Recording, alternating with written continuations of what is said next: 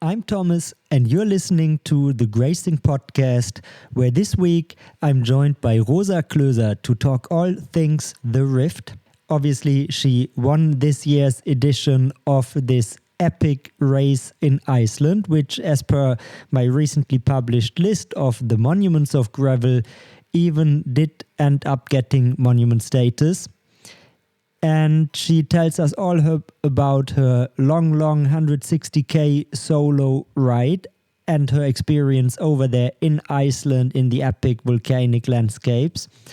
And we also talk about her first season as a professional road racer in the Women's World Tour, as well as about some situations at starts of UCI gravel races, especially the women's pro-women fields starts, and how to improve those.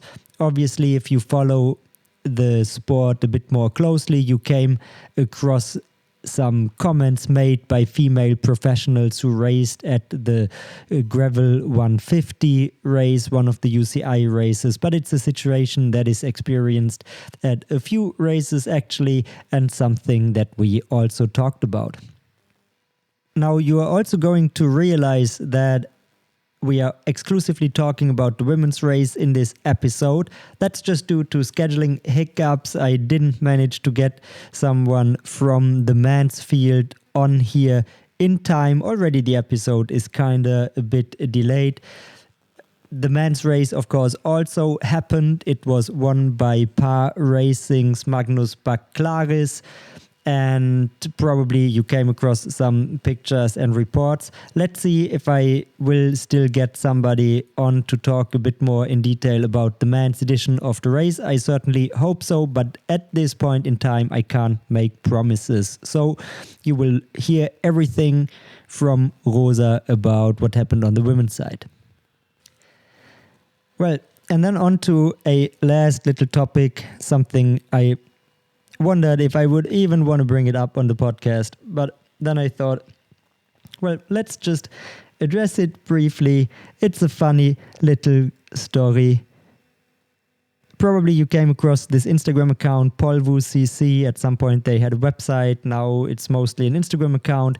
They do a lot of Spanish and English language quote posts with quotes from some of the riders, and it's sometimes pretty useful. I never had anything bad to say about them and their content. But then it was brought to my attention that they created a post just today about the monuments of gravel. And they even talked about some of the stuff that we, Paul and I, discussed over here, like could Badlands and a race like this be a monument? And hey, interact with this account and tell me what your monuments would be. And the race selection was pretty much the same.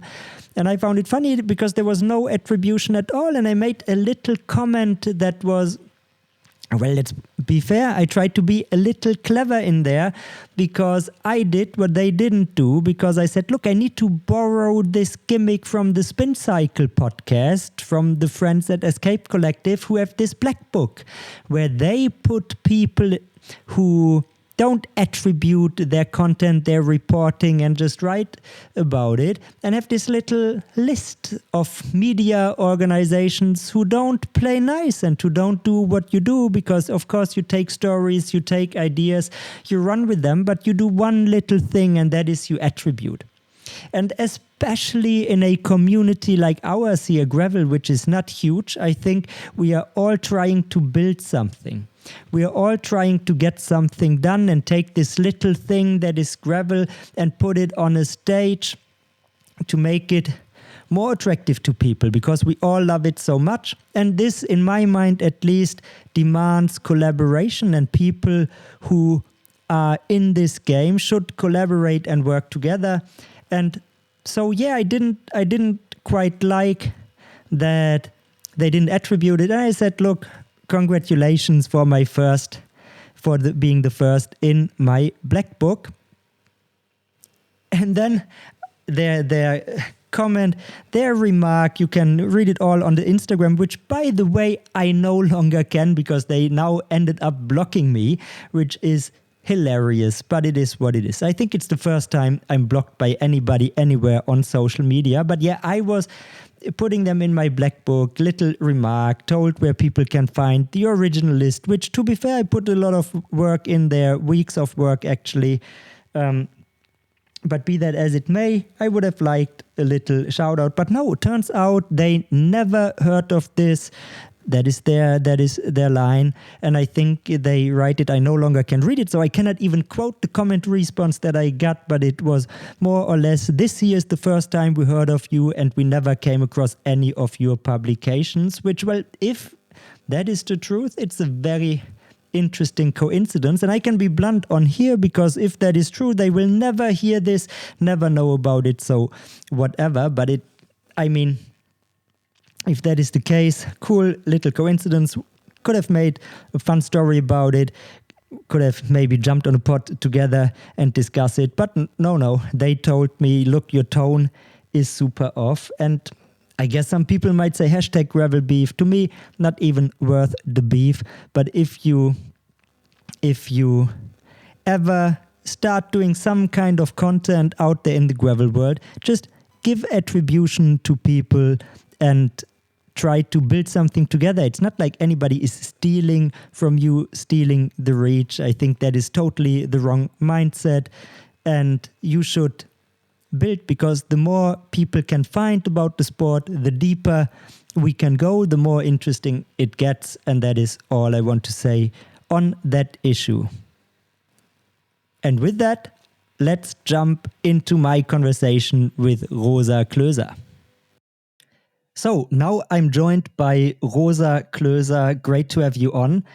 We are going to mostly talk, obviously, about the Rift. And I think it was your first time at this race. Is that correct?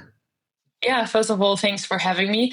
Yeah, exactly. It was my first time at the Rift and also my first time in Iceland. So extra special experience. I can imagine. I mean, I never made it to Iceland, but I did once a tour around the Baltic Sea, and all the people, whether the Danish people, Swedish people, everybody said, "Oh, you're not going to Iceland? You should." Yeah, I think I can definitely second that. As I said, like my first time in Iceland, I think this trip has been super special. Already upon arrival, or just like after we landed, we could see a volcano erupting, which is absolutely crazy, especially for a German that isn't used to seeing active volcanoes. Yeah.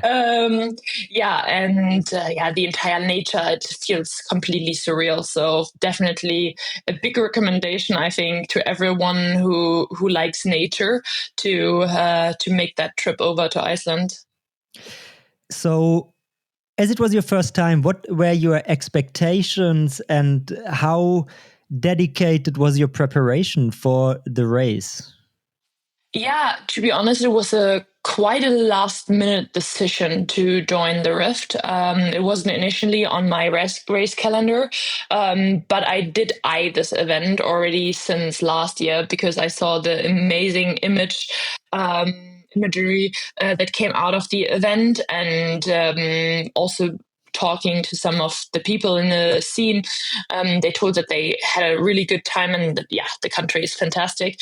And as I've never been to Iceland, it was kind of like on my bucket list, but I didn't really know, especially also with my road calendar, that I kind of have to balance with my gravel calendar, if I could make it this year. And I actually did a huge block of racing now. So this was more or less on top, but I knew that I was in good shape. So usually I think it's no secret when I line up to try to win. So of course I was trying to also aim for the win at the Rift. But I didn't do any special preparation. I came straight out of racing. I raced the weekend before, the weekend before, the weekend before. So no special preparation for the Rift. And any course reconning that you did? When did you arrive in Iceland? On what day? Yeah. I arrived the night from Wednesday to Thursday. So we landed like just after midnight. So Thursday early morning and drove over. So then actually Thursday afternoon, we had the chance to to make a little recon, which was actually quite nice timing. So we were quite late on the course, which was good though, because there was like a local, I don't know, like from the government or something that was like kind of like trying to prepare the course. I think for usual cars, it had nothing to do with the race. Mm-hmm. So actually, the course this year, from what I've been told by the organizers, by other racers, was like way rougher already than like previous editions, but now they actually even sent like this maintenance guy to the course, like not from the organization but just like from local authorities to prepare the some of the roads, because some of those roads are actually used by Icelandic people to go to the huts or whatever, and so they loosened up the entire ground for like a stretch of like 30 kilometers. So that meant they actually the course became super loose, but they also like lifted rocks up. So it was super loose with lots of rocks. Lovely. Really lovely. And luckily, because we were so late, we actually saw that they did it. So we knew, okay, this is going to be actually a very rough race. So we were like kind of mentally prepared for it. But I think in general, I'm kind of known for always making like wider tire choices. So I was already planning on using 2.2 MTB tires, the Dapnatals from Continental. And so that only confirmed my choice. Yeah, that makes sense. I mean, good timing then in terms of in terms of reconning. Like, take us a bit through the course. So from the outside, like you already mentioned, I mean, it looks fantastic. It's this lava landscape, and I have the rough data points available. It's like 200 kilometers, or for our empirical system using France, 125 miles with a 2,600 meters of elevation. So roughly like 7,500 feet or so, and it's again in this lava field landscape. But from a bit more detailed breakdown of the course, what were like the key features and aspects that you took a look at, even just from the profile, or I don't even know if you can use Velo Viewer in this landscape. I suppose not, but. No, actually, that would be amazing, right? Like if you would be able to use Velovia for gravel courses. No, I mean, I don't know if you can, probably sometime in the future. But then again, we have to also say in Iceland, also on the course, very often you do not even have reception. So I don't know. And I also think some of the parts of the course are so rough that you have to have special vehicles. Like in general, I think it's really fun if you're bored to Google like Icelandic trucks, because they have huge wheels. And I actually even learned that some of them have, similar to the Grava system, like self-inflatable systems. So that they can self-inflate the wheels, because the chance of actually puncturing your wheels, like on your car, are super high in Iceland. So that's a little fun fact. No, okay, so the course breakdown. So in general, the course started with like a 7K road section. That was the one easy part of the day. And then it turned into a gravel section with the first river crossing already coming at like 15 kilometers. So you kind of had to be ready from the start, because these river crossings, they're often pinch points where, like, you know, early moves can happen because someone lets the wheel go, or like someone makes a mistake and has to unclip whatever. And then the really rough section began. And just to jump in real quick on the river crossings, I don't know which of the river crossings it was I saw on Instagram, but I saw one with one of your fellow riders just falling right into it. And these are not like river crossings where like half your wheel or your wheel is underwater, but it's like up to your waist properly. So these are, Yeah, they're proper river crossings, yes. Like, what temperature does the water have? Is it like Warm? Super cold? No, it's more cold, but that's also funny. So in parts it can be like warm, and then in other parts it's like ice cold. So I also learned, depending on like the color of water and like how dark it is, it can be warmer or colder. So yeah, that also was different across the water crossing, but mostly cold. So share that with the people who plan on doing the rift. What color does warm water have and what color does cold water have? Yeah, I don't necessarily know exactly, but I was told by Maria, she's one of the locals from Iceland. She was riding for Café du Cycliste before, and she's been doing this race like since its existence.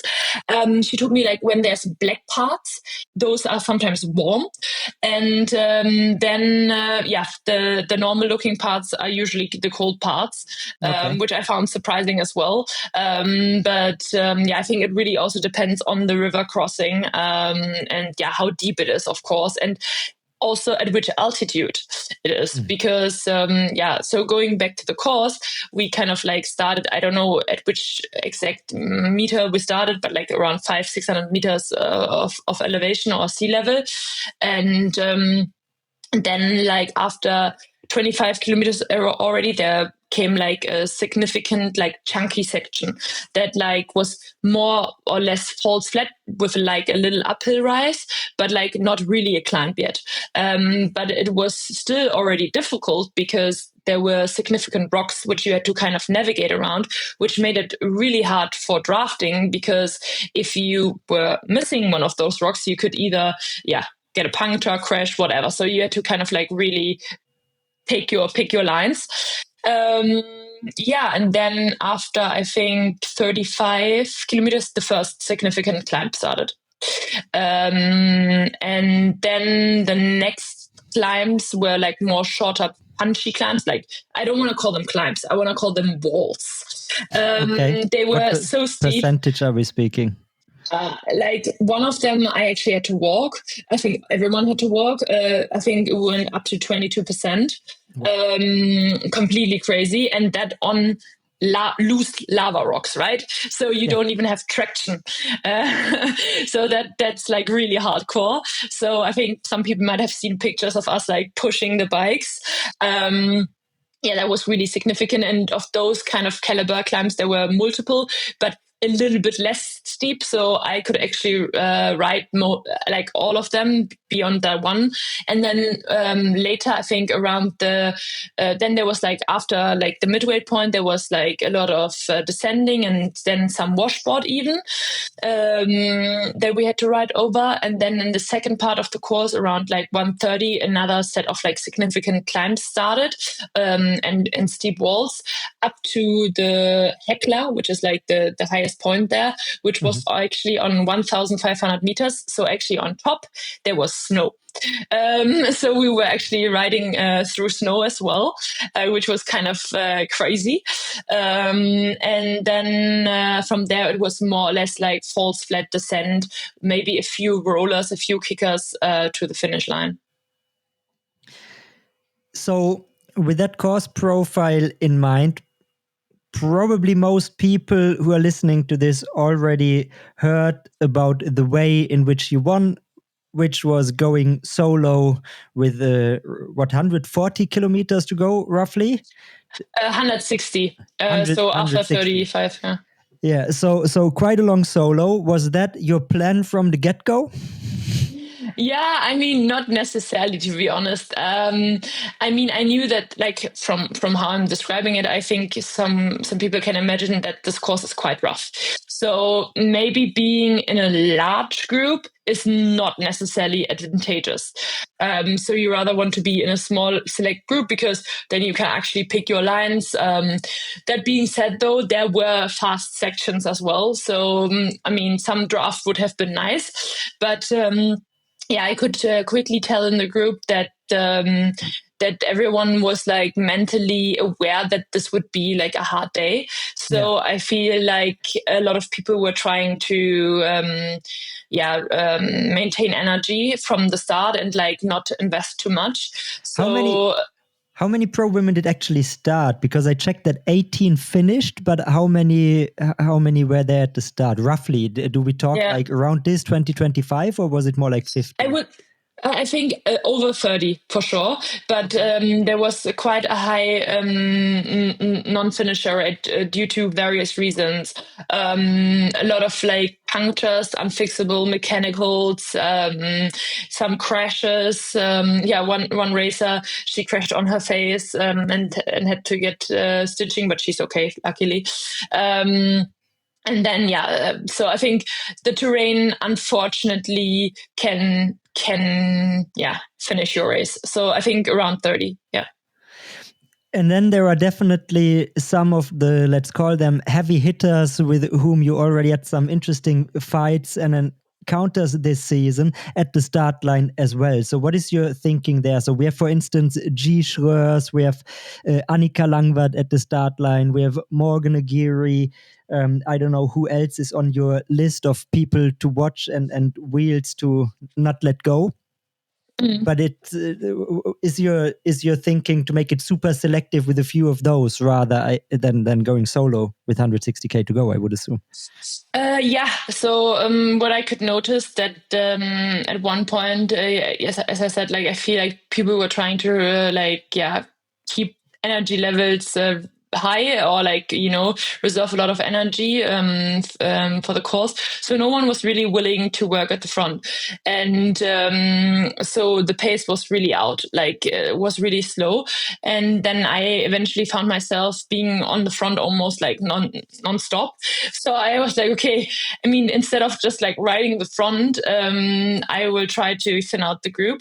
So I put a little bit of a higher pace, and I think that already reduced the group a little bit. And then I tried to motivate people to come through, and no one wanted to.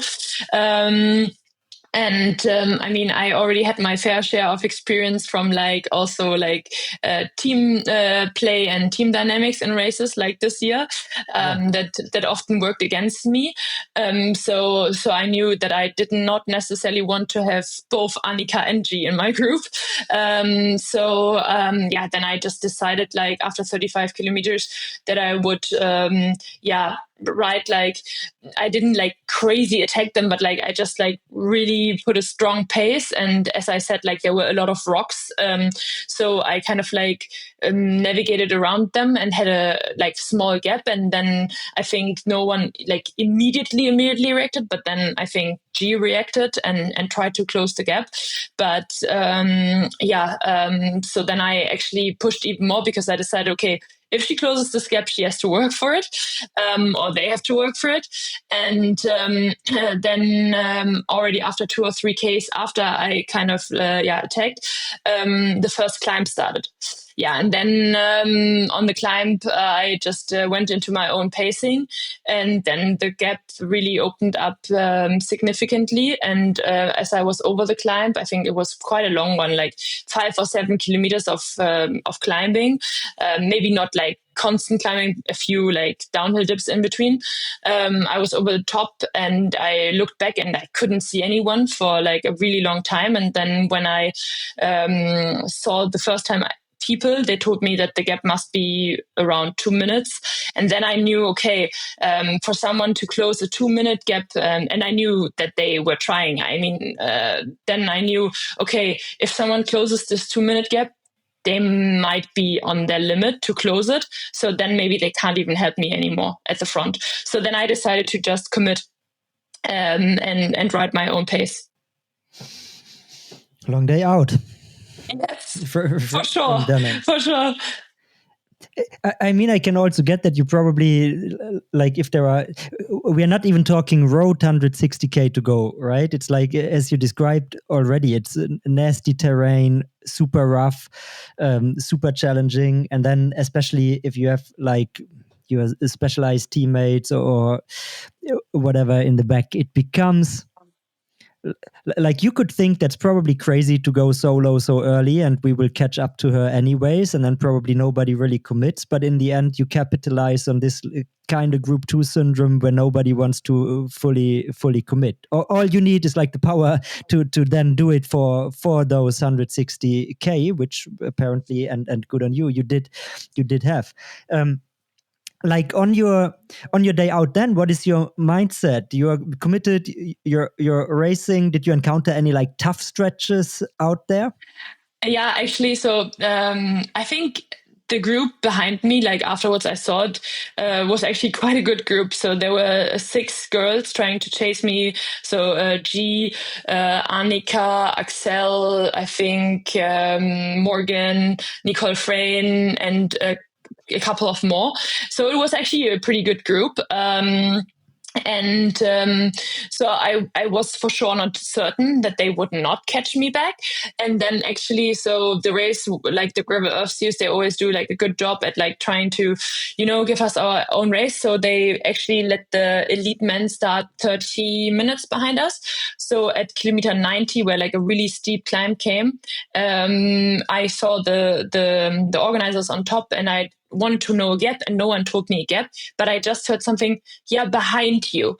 And then I assumed that they meant that the girls were behind me. And to be honest, in that moment, I went into like kind of panicky mode because I just did like a really good pace. And I was kind of certain that no one could match this pace. So I was like, how on earth did they close this down? So when I got over the top, I actually slowed down for 10-20 seconds because I was ready for them to catch me. And then when I looked to the left, I could see Thiago Ferreira and Alex Miller from SWAT, and it was them. And I was like, oh, okay, good. It's the front group men that actually passed me, because they were also going up this or running up this climb in a pace that I was like, wow, that I was like really impressed. And then I was quite relieved when they passed me. And some of the guys that passed me, because until then I hadn't heard like a time gap for like 40-50K. And then some of the elite men came by, one of my teammates, Peter Varkoc, and also Luis Neff. They really motivated me and told me, Rosa, there's nobody, just keep going. And then that really motivated me, I must say. That was nice. I mean, sounds like a pretty good day then that you had out there. Now looking back at the race and obviously the course, I don't know if you had the chance even to enjoy the views and the scenery, but also I assume you cannot not recognize and realize it because it's like very different from most other terrains we know from riding. But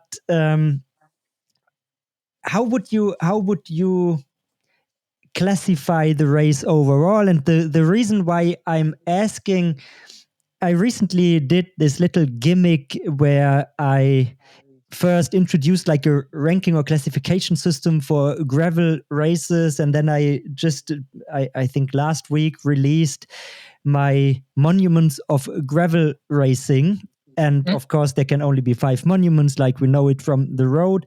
And after a lot of consideration, I gave the final spot to the Rift, actually. And I think media coverage, so I considered various factors for what does a race need to be. It needs to be very, very iconic in the context of gravel, right? We're not talking about the discipline with like the 100+ year of history, like on the road where races exist for 10 decades and more. But in the context of gravel, some picks are easy, like Unbound, like the Trucker, and then some you can have arguments. And again, the final spot came to the Rift mostly because it is very iconic. People who race it seem to love it and also describe it as a super hard course out there. Then one further set of criteria is the depth of field. Like to be a monument, you need to have a super hitter coded field out there. And we can, and I think the Rift also increasingly qualifies for this with the start list this year. Last year, it was already pretty strong. Mostly Europeans. You don't see like the top US pros making the trip over usually, or not many of them, which also is like from a calendar position, usually with Leadville coming up pretty soon, makes it hard to attend it. But so telling you all this, do you think that is a fair classification? You've raced many of the races, or do you think it is not a monument? I mean, now that you won it, you probably should give it monument status on your list. Yeah, I mean, alone for the roughness, I mean, I think it really qualifies as being one of the roughest races. I mean, to be honest, I think a lot of people say that Unbound is a hard race. But I don't think it's a hard race. For me, it's a road race. Like Unbound has like a few chunky sections, but actually this year, with all the teams really like, looking at the course, even the rough sections weren't as rough anymore. It's a super cool race, and it is a hard race because it's a long race. Long, like yeah. not to give take anything away from it, but it's not rough like as Iceland is, or even the Tracker is. And I would say, like, if I would rank these three in terms of roughness, I would say, yeah, the third spot goes to Unbound, then second Tracker, and then the roughest of them all from a terrain perspective is definitely Iceland. And I think, yeah, it also, like, if you look at everybody's bikes, everyone had like either MTB tires, a suspension fork. I think I've never seen as many Lauf bikes, of course, because the bikes are also from Iceland, which was super cool to see actually that so many like Icelandic people had these bikes. And I think you can see that. And I think that is also, like, for me, that is really interested in like equipment. It's super interesting to see that like manufacturers actually adapt their bikes specific to the terrain, which I find very inspiring and cool to see. And I think some of the bike brands that have some catching up to do in the gravel scene, they should go to these places like Iceland or to Girona to actually look at these courses and understand what the demands of a gravel bike are, right? Yeah. So for me, it's definitely iconic. And I think if you're an elite racer or an amateur, like, I think, as you said, like, even though the terrain is so rough, you cannot not notice it. Like, even if you're in full race mode, like, you're stunned, like, all the time. Like, you're thinking, oh, this looks cool. Oh, now I feel like I'm riding on the moon. Wow, is this a green waterfall or is this moss? Like, what is this? And then, oh, there's snow. Like, so it's like pretty cool, I must say. And I think also I must say that Gravel Earth series in general, but they did, like, also I think a really cool job at capturing the race. Like, I think from like an outsider's perspective, it was fun to follow. Like, I mean, I was inside the race, but like my parents or also my friends told me it was like fun to follow, and also the images that came out of it. So I think, as you said, with also the increasing starter list, I think it definitely becomes one of the bigger events. And I could actually even see that some of the US racers would join potentially in the coming years, because actually Iceland for US people is not too crazy of a trip, because it's kind of like the halfway point. So they usually can catch direct flights. And so I could definitely see that at one point more people would also come there. I mean, as we're now in the age of increasingly more live streams, I think that is potentially the one thing the Rift will not manage to do, even though I didn't test like the Starlink connection, because that is a game changer when it comes to broadcasting gravel races, definitely. So maybe that is going to be possible. But yeah, as you say, like, from the coverage, we are used to following races on Instagram mostly, and when it comes to this, the Rift, like most Gravel Earth series, is very well presented, and it it has all the ingredients to become one of the most iconic races in the space. It's already, I think the first edition was 2019, so it's well established. I think it's a household name. Like if people from the States talk about European races, the Rift is usually on there. So I guess, I deliberated a lot, and I think it's fair to justify the selection of the race. I'm glad that you agree. Now, back to this edition. Did you hear any other stories from the field behind you that are worth sharing on here? Yeah, wow, what can I share? Maybe a special shout out to my friend and also Rosa Morgan. She had like an unlucky mechanic, so maybe that's also a shout out for every gravel racer, or like for us gravel racers in general, that like we usually are our own mechanics, or that we usually take care of our bikes ourselves. So she might have forgotten to tighten her valve core. So actually she managed, which is almost incredible, she managed to kind of run flat on the neutral / road section with her 2.2 mountain bike tires, and which kind of were like a recommendation from me. So I did feel a little bit bad when I initially heard that she flatted, because I was like, you recommended a mountain bike tire to her, now she's flatting. But luckily it wasn't a real flat. It was just like that the valve core came loose, so she could fix it more or less quick within like 3 minutes. And then because the start of the race was quite slow, she managed to come back to the group, which but I think it still deserves a special shout out, that she didn't give up, and that she managed to come back, and even then in the end managed to get third, which I think is pretty cool. Yeah, I think like in terms of gear, did you see any interesting gear? Because is that like even car tires flat on the regular? This system that Marianne Voss ran at the gravel, I assume that is not yet largely used by gravel privateers, because they don't sponsor any, and the price point is probably cost prohibitive for the time being. And you said suspension forks. You saw several. Yeah. I mean, they are becoming a thing, no? Like, of course, you're with Canyon. Canyon just released not their own fork, but the fork they exclusively have from DT Swiss until the end of the year. Did you run it, by the way?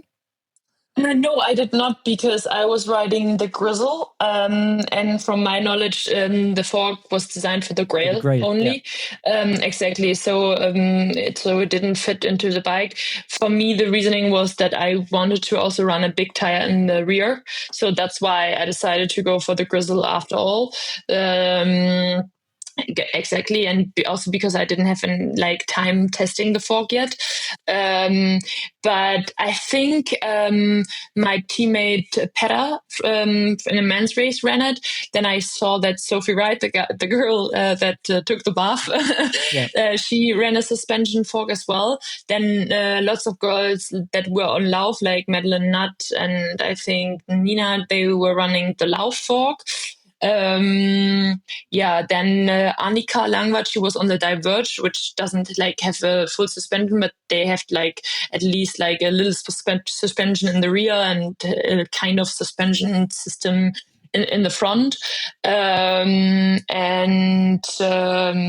think there were others. So that was pretty cool to see, for sure. Yeah.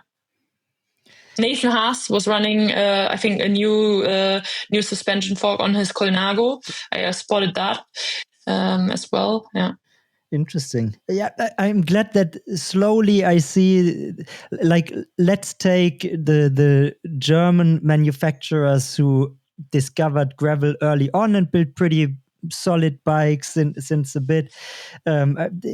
Like many European brands with a heritage on the road for a long time, and even to this day, release bikes that clear 45 millimeter tires max. And of course, there are different courses, and I think gravel is the one genre where different horses for different courses is a very true saying. But then if brands like Colnago now have suspension corrected geometry, or even bikes that come with a fork, it's definitely where we are headed. And then courses like what you described definitely justify having more suspension than wide tires. Yeah. For sure. The course at the end, I must say, my entire body hurt because it was so rough, and I think a lot of other people experienced the same thing.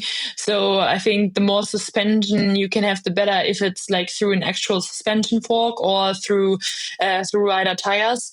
Actually, now that you said it, I saw that even I think especially for people that take this on more as like an experience, I could even recommend like a hardtail with like maybe a dropper bar.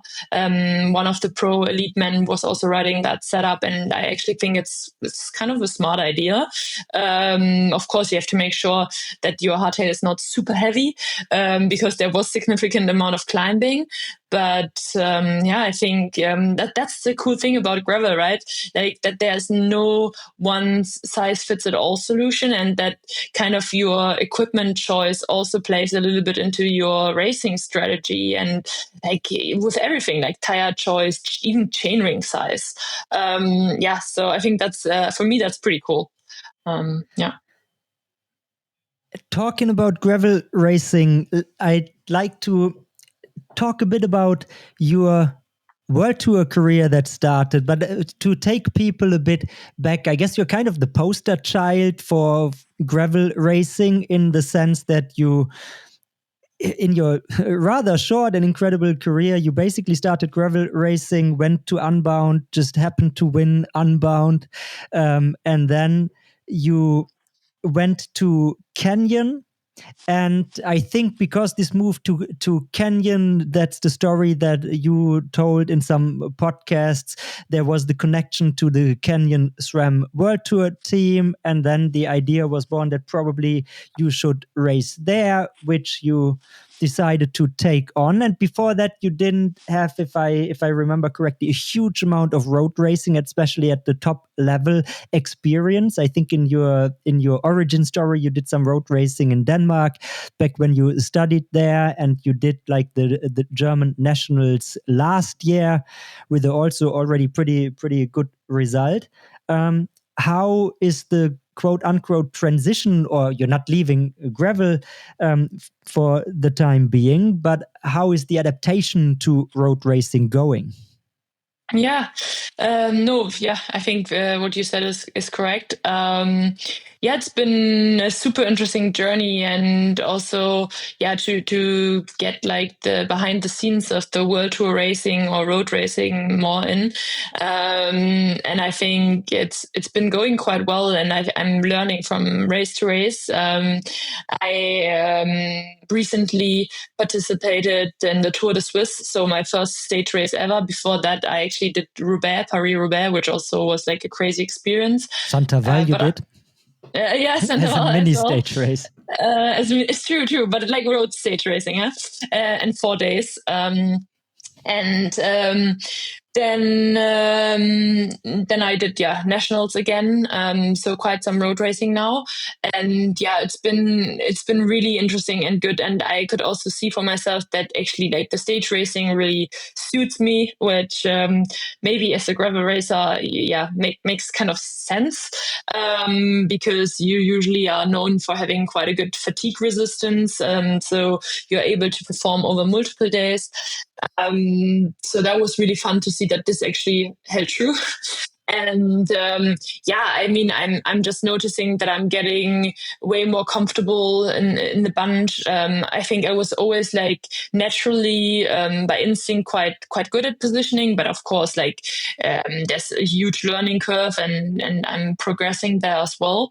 Um, and getting stronger, more smart, but also like learning basics, right? Which usually you learn by going up through the ranks.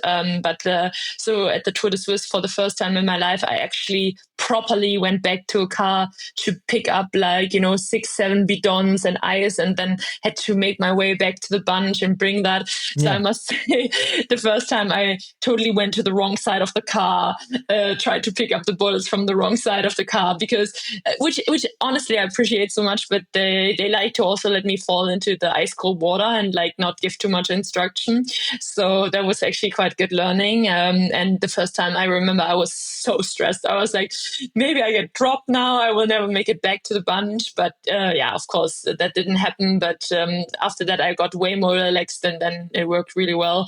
But yeah, those are cool experiences. And also, yeah, to just work with the team. We had a really good squad at the Tour de Suisse with Kasia, and it's really cool to ride for such a strong leader who's also really good at giving specific instructions, like I want to lead out into this climb. Please do this and this, and now you piss off. Now I'm going on this wheel. So that's really, really good and really inspiring. What skills that you pick up there do you think impact your gravel racing positively or maybe even negatively?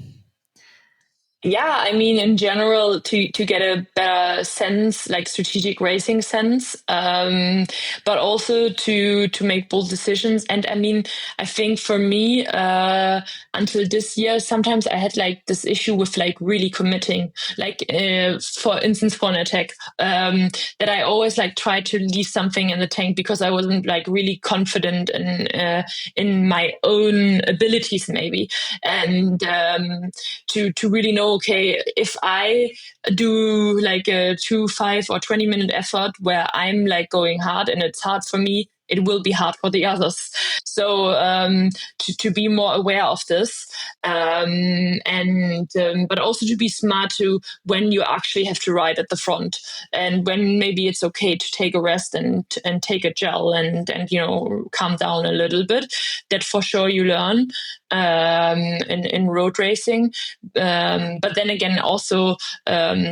You learn the differences. Like in road racing, there's way more these periods of really intense efforts and really easy efforts. Whereas in gravel, especially a race like the Rift, is there really ever a super easy effort? I don't know, like, because, the surface doesn't really allow for it. So while sometimes in the bunch, I can ride at like 100 watts, that's not really possible at the Rift. Yeah. So you also like learn these differences. And of course, one more thing between road racing and gravel racing is, while there's like teams popping up in gravel racing, it's still not the same. Like in road racing, you really like deliberately let the breakaway go, right? And you usually are able to control it. And maybe that was also something for me in like Unbound, where I'm like, whatever, like we'll easily, get them back. But of course, if you have gravel racers who are all looking for their own results in the end of the day, even though they're so-called teammates, sometimes they still don't want to collaborate. So that's quite different. Yeah, we don't have domestique so far, so people Exactly. are not paid to domestique, and so they won't, and that is the one of the major differences, and the terrain. But like, it's funny that earlier on you said like Unbound is a road race, because I think it's like one of the gravel races where road tactics can apply more, because bunch racing, the streets are wide, there is less single track sections and so on. So yeah, it's still like a different surface, but definitely one of the races where this could be useful. And I definitely expect that in the upcoming years we will see domestiques in gravel, and on certain courses that makes a lot of sense. On others, not so much, because it's a different style of racing. Exactly. But, so now in this setup that we talked about, where you are now on the Canyon SRAM World Tour team, and I think still a privateer in gravel on Canyon, how do you perceive in your situation the relevance of gravel for sponsors, and your sponsors specifically, compared to the road? So is there a pull that they say, come to the road, that is where you're super valuable? Or is it even different, that they say, no, you need to do the big gravel races, because that is really where you are valuable as an athlete to us? Yeah, I definitely think that they see the value in both. Especially, I think it's no secret that for Canyon, gravel is super important. I mean, in general, for bike manufacturers, a huge amount of their revenue comes from the gravel segment. So, alone with that, we can explain why that segment is interesting and valuable for them. So for them, it's really important that I'm part of the biggest gravel races and that we can represent the brands at the gravel races. And I think also even for my brands, I think sometimes it's like for some of my main sponsors like Canyon and SRAM, they're like both in the World Tour team and my sponsors on gravel. And for them, it's also like exciting to see, like I have a really good relationship, like personal relationship with most of my sponsors. And we exchange messages after road races and gravel races. And they find it like on a personal level interesting to like kind of follow the differences and kind of see how it goes on both terrains. So for them, from what I'm understanding and learning, it's valuable on both. But of course, like on a personal level, I'm probably at this stage still like mainly a gravel racer for them. Yeah. And inside the team, how are the other girls and women on your team looking at your gravel adventures? Do you hear questions about it? Are they curious and interested in it? Or is it more like, oof, gravel, yeah, like after my career, I can dabble in gravel racing? How is it?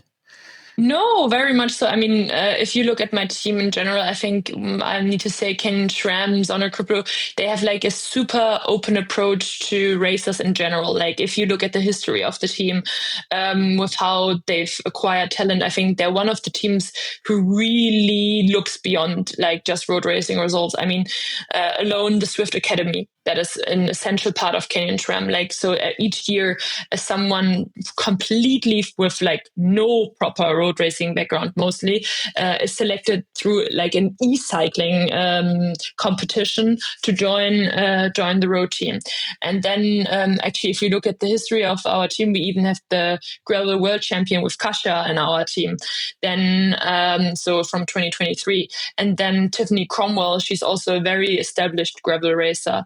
And actually, a lot of the other girls have like been talking to me about maybe joining me for a race here and there. It hasn't really like been taking place yet, but I for sure know of at least 2 or 3 of them that will join the gravel worlds for sure, which will be super fun.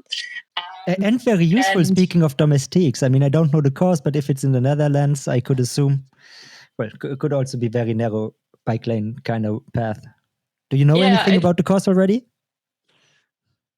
yeah, yes, I've looked at it. It will be in the Netherlands, as you said, and for sure there's definitely some space for team tactics to play in that kind of course, because as you correctly said, in the Netherlands, it's always a good amount of flat stretches in between, but of course also some narrow roads, some punchy climbs.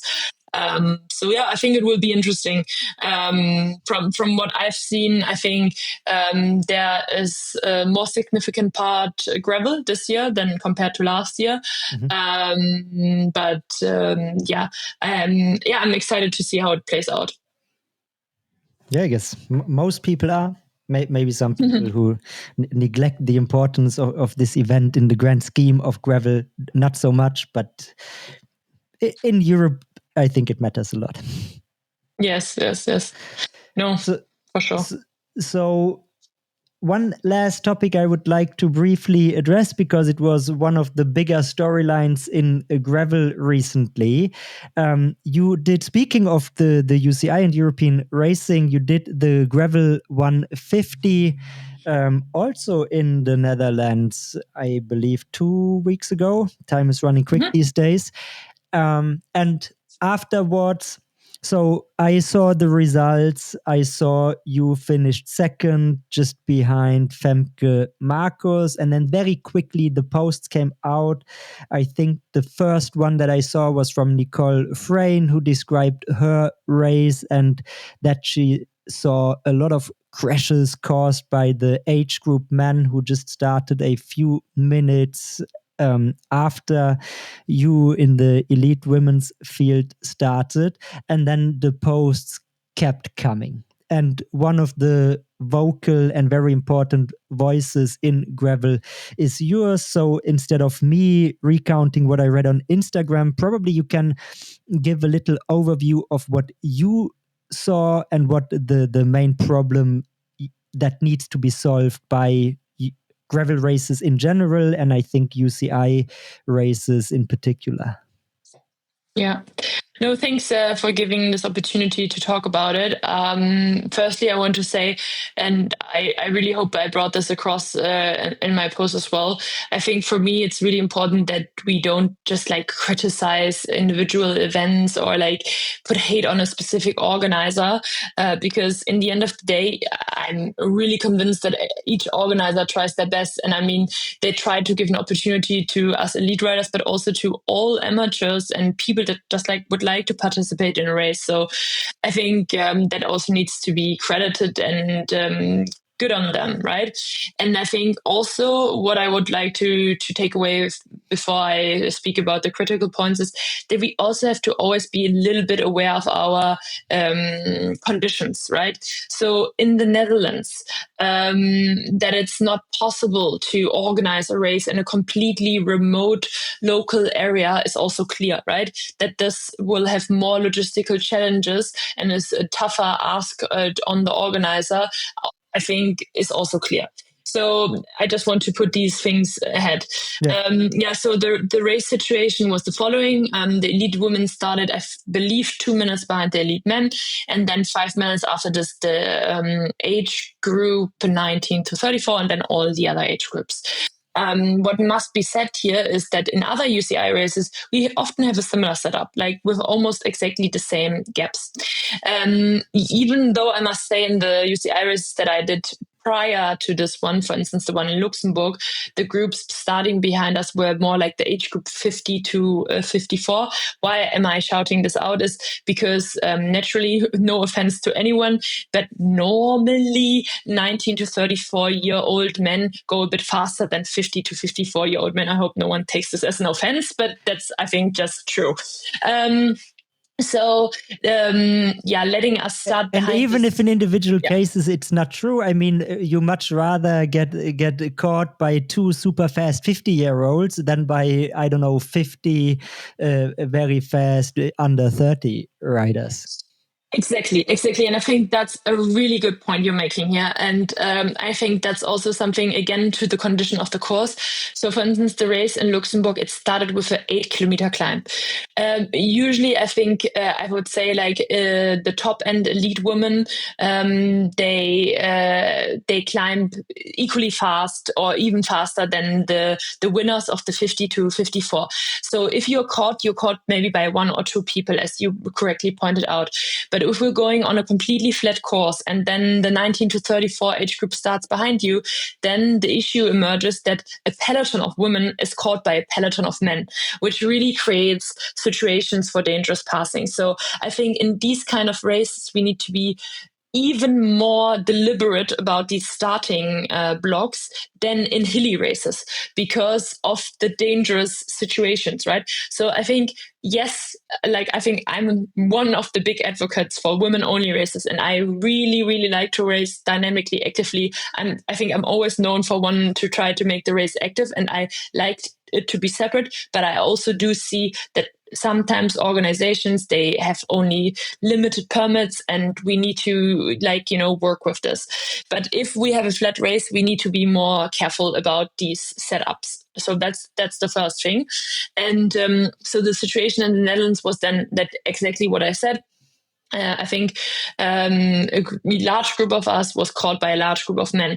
And at this point, it really becomes about, being able to position at the front of the race. And I mean, also, I could see, like, it's true, and this is unfortunate, but it's an advantage if maybe racers know you. Like, I could see that, for instance, when I was at the front, the riders, some of them knew me, because I'm a more established gravel racers, and maybe also even Femke Marcus because she was wearing a World Tour kit. So then the men maybe are a little bit less hectic about getting ahead of us because they know, okay, they know of these girls, so they maybe assume we're more capable of holding the wheel.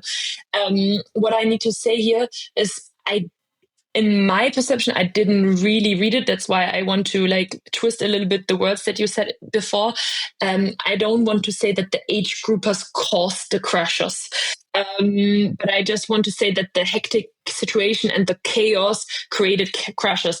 I think at this point it's irrelevant who caused the crash, because each of us wants to be there and wants to race. And I don't think that anyone deliberately tries to crush each other out, but I think just the pure chaos of like different speed differentials overtaking each other causes these situations. Yeah, definitely. Right? And I mean, from doing like in the normie amateur fields, some of these races and events, like the for instance, just while you were doing the Rift, I was at the Rad am Ring doing the gravel race there, and they started like the 100K course, and then rather quickly, like the people doing the 50, the shorter distances, but who then also, if they are ambitious, going very fast in the beginning, they catch up. And this means like that was also a lap, like a circuit course.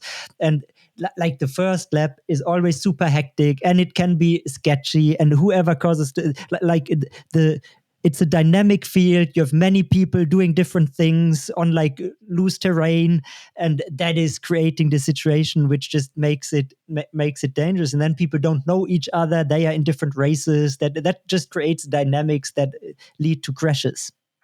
Exactly.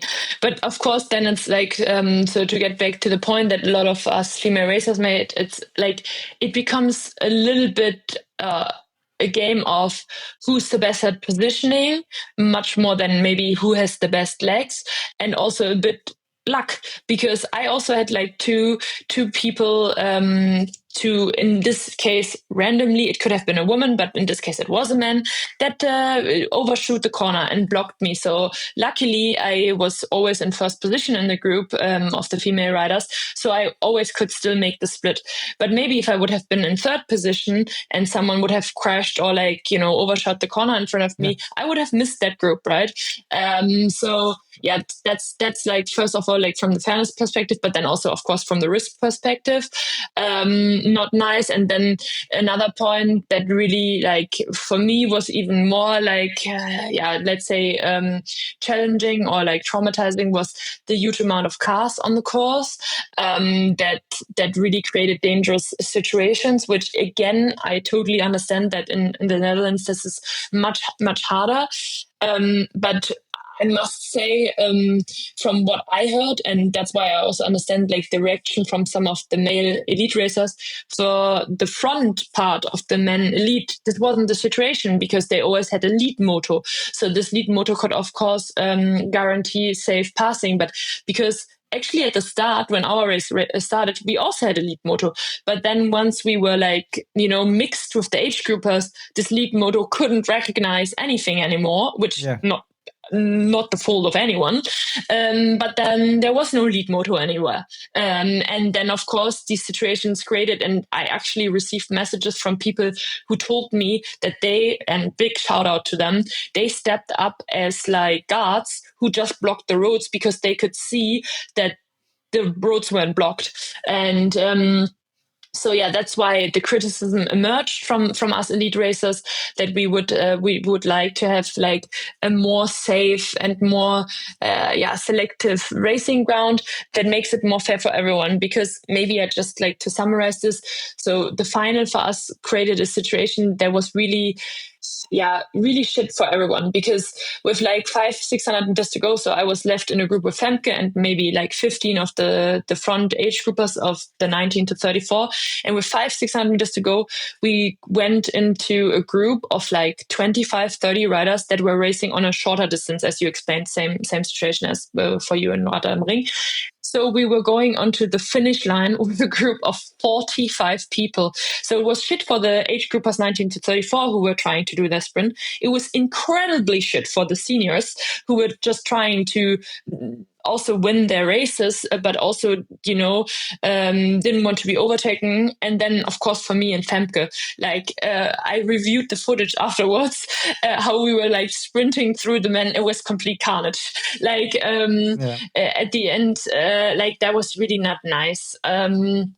So again, that being said, I think there's a lot of improvement potential, and it is what it is. And I think it's wrong to just point the finger at one specific organizer. But I think more as a collective, we should see like what could be done to also allow for races in maybe more populated areas. Should we then maybe really consider making it a lap, like a shorter loop, which is much more easy to monitor, and maybe because we make a shorter loop, then we also have the permit to increase the gaps between different age groups. So yeah, I'm trying to take the feedback. I got really nice feedback from multiple people, and I'm trying to forward it as good as I can, because I think trying to make it better is in the end what will make everyone happy.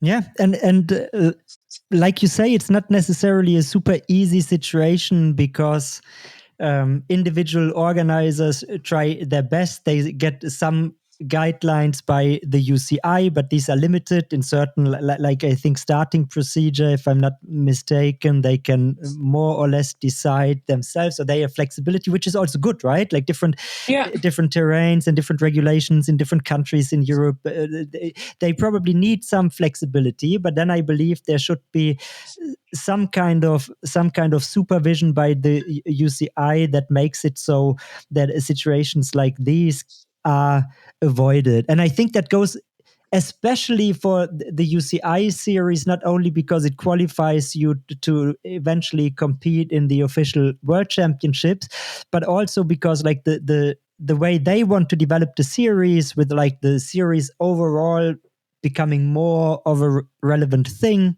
even though probably not like in the global gravel scene, not as important so far as something like Gravel Earth or Lifetime Grand Prix. But I think that is also changing. And in the end, if sponsors start caring more about it, then racers will as well. But then even more so, we need fair conditions for the women races and independent races there. And how to achieve it probably is a case-by-case basis. But to me, it would be important to see the UCI, or I mean, they are not hands-on organizing or creating the umbrella for these events. There is an agency in between that is doing this. But I think that needs to become a topic of concern, and steps need to be taken to improve the situation. And that is what I think can be very fairly asked. And then let's see how good the results are. I also think, yeah, of course, like many of these races are in their first or second edition this year. So yes, there will be a learning curve, and yes, mistakes will be made, because they don't have like the in the case of the more established European races, 6-7 years, and then if we go to the US, like 15 years or so history of running these events. But progress needs to be made, and that I think can be asked. Rosa, I have one go ahead. Sorry, no. I just wanted to completely agree with you, and I also wanted to say that I think a lot of organizers they're really trying. Like I can just make an example. For instance, in the race in Luxembourg, the organizer actually reached out to some of the elite females before to ask, okay, hey, we have these restrictions with the timing. When and after which age group do you think it could make sense to start? And then they try to navigate this. And in the end, so as I said, I think we started before the either 45 or 50 age group. And it wasn't ideal, because some of us went so fast on the climb that we immediately caught like the age group that was ahead of us. And then we were kind of blocked and had to go in between them. But at least it was then again, as we said, just like a few individuals trying to overtake a few individuals that were scattered. But we kind of like provided that feedback, or the organizer actually messaged me after the race and asked like, hey, like, did you feel about the race? What are the things that we can improve next year? And I think that's why I think it's also so important to stay constructive in this conversation, because I do think that most organizers, I mean, who wants bad press? Like, nobody wants that, right? Everyone wants like a nice popular event and wants actually the participants to be happy. So I think, yeah, staying in open but critical and aware conversation with the organizer goes, from my experience, a long way. Yeah, couldn't agree more. I have a last, final, and very important question for you. How jealous, how disappointed were you when your partner got invited to the Holy Spirit of Gravel podcast before you did? Oh, so jealous. No. I was happy. It was so funny because apparently it was a complete coincidence. Maybe a little bit of a background story for people who don't know. Yeah, so the Holy Spirit of Gravel is this fun meme Insta page account. I think you guys already talked about it a lot. And she looked at the Unbound results and she wanted to kind of like get an impression from someone in the midfield how it felt like racing. And then by coincidence, she selected, I think, racer number 35 or 36 result. And that happened to be my partner, Paul, who then got invited to the podcast and had his first podcast appearance. No, that was real fun because usually he's listening to my podcast. So now I had the opportunity to do it in a reverse role, which was quite nice. Yeah. Cool. Yeah. That was kind of an inside joke that I had to take into the pod because when I found this out, I messaged her and I said, "Look, Rosa will be very pissed, and then probably because you are a supporter of the account, and maybe this will turn you into a detractor." No, the pain that you feel. All good. Of course, good. Cool. So on that note, if you have any final words or thoughts, now would be the moment to share them. Otherwise, well, let people know where they can find and follow you, which probably most people do at this point in time, but just in case, plug what you got to plug. Yeah, nice. Yes. Yeah, for sure. Like mostly active on Instagram, Rosa KLSR. So if you want to give a follow, I'm trying to stay active, have really good support with my partner who tries to make some cool race footage and imagery. And maybe we're going to add some new formats soon, but that will then be launched on Instagram. So yeah. Cool. People will be excited. Watch out for the new cool stuff. Thank you.